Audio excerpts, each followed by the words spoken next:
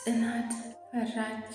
እንውረድ አለና ሹፌሩ ወርደው ከዛም ሲወርዱ ጽናት ፈጠን ብላ ወደ ኋለኛው የህሙማን መጫኛ ቦታ የመኪናውን ሻተር ከፍታ ስታይ ከቦታው ላይ ሊባኖስም ሆነች እህቷ በጸሎት እንዲሁም እነዛ ሰዎች በቦታው የሉም።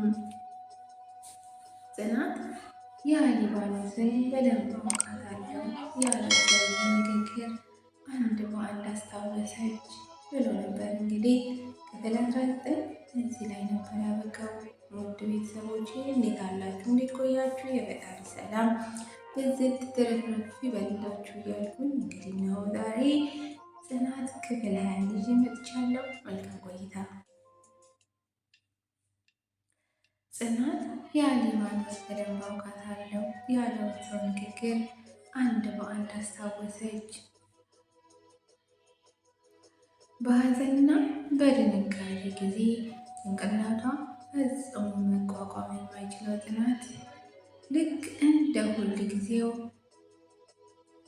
እራሷን ልትስት ስትንገዳገድ ሹፌሩ ተራምጦ ደገፋት። ከዛ ጽናት የሹፌሩ ክንድ ላይ ወደቀች። ሹፌሩ በጣም ተደናግጦ የሚያደርገው ጠፋው። የሚያደርገው ቢጠፋው መንደሩን ዞር ዞር ብሎ አየው። በሰዓቱ እንኳን ሰው ነፍስ ያለው ፍጡር አልታየውም። ከዛም ጽናትን በጥድፊያ ያ በጣም የሚያስፈራ ድባብ የተላበሰ ግቢ ተሸክሞ ይዟት ገባ።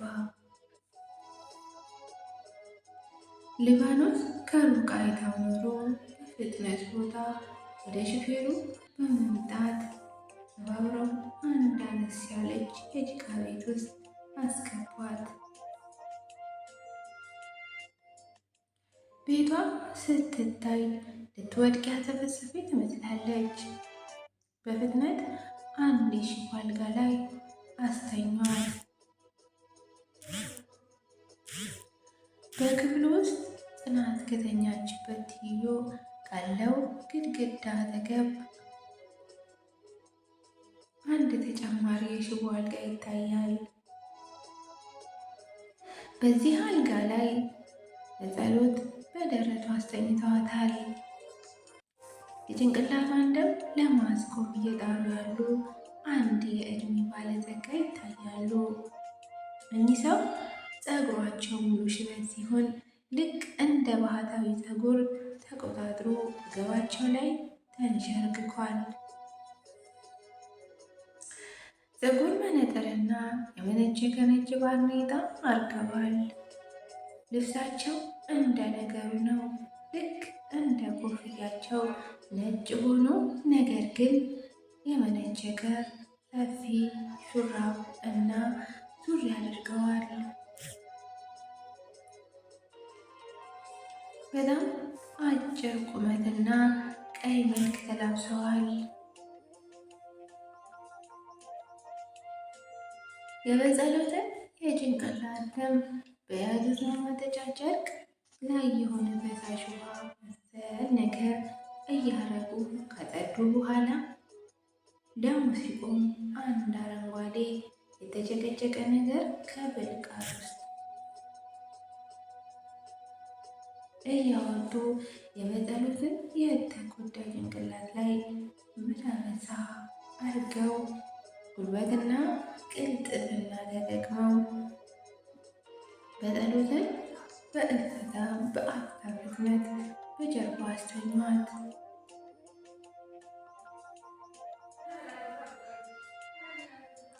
እኚህ ሰው አንድ ሰው እያከመ ሳሉ የሚያወራቸው ሰው አጥብቀው የሚጠሉ ናቸው።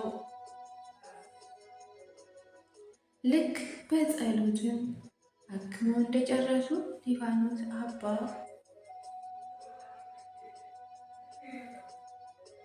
አባ መራዚ የእሷ እህትም ተጎድታለች፣ ራሷን ስታ ነው አለቻቸው።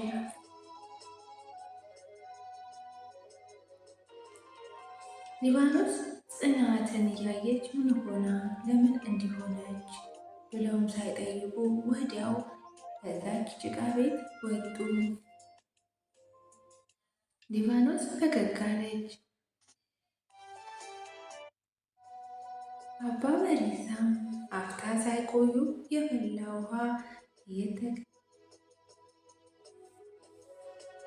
እየተግለበለበ ይዘው መጡ።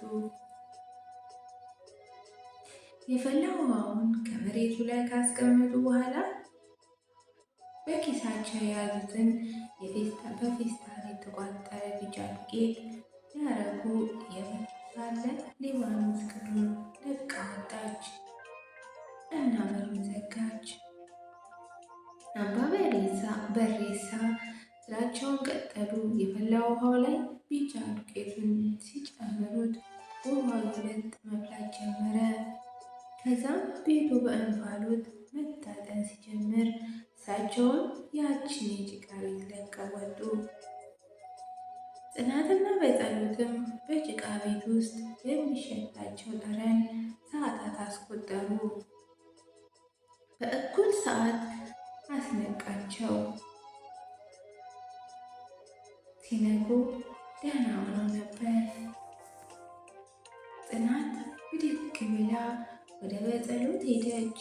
በጸሎት ግራ ገብቷት ጽናቴ የት ነው ያስተኛሽኝ? ፍራሻችን ዛሬ ደግሞ ትንሽ ምቾት አለው አለቻት። ደግሞ ምንድን ነው የሚሸተኝ አለቻት። ጽናት ግራ ተጋባች። በኃይሏ የቤቱን ስራ ቃኘችው። የቆመችበት መሬት ያለችበት ቤት የት እንደሆነ አታውቅም። ፈጠን ብላ ወደ በሩ ሄደች። በሩ ከውጭ ተቆልፎ ነበር። ግራ ገባት። ወደ እህቷ ሄዳ እጇን ያዘቻት። ፍርሃት ሰውነቷን በኃያሉ ወረዳት። ጽናት ቤቱ ውስጥ ከሁለቱ አልጋዎችና ተንጋላ ከተኛችው በጸሎት እንዲሁም ከራሷ ውጪ ምንም ሊታያት አልቻለም። ፈራች። በፍጥነት በጸሎት የተኛችበት አልጋ ላይ ይልና እንግዲህ ክፍል 20 ደግሞ እዚህ ላይ ያበቃል። ውድ ቤተሰቦች እንግዲህ አይዋካችሁ ኮሜንት፣ ሼር፣ ላይክ እያደረጋችሁ ሰብስክራይብ እያደረጋችሁ አበረታቱኝ። የኔ ወንዶች፣ የኔ መልካሞች፣ ሰላማችሁ ይብዛ።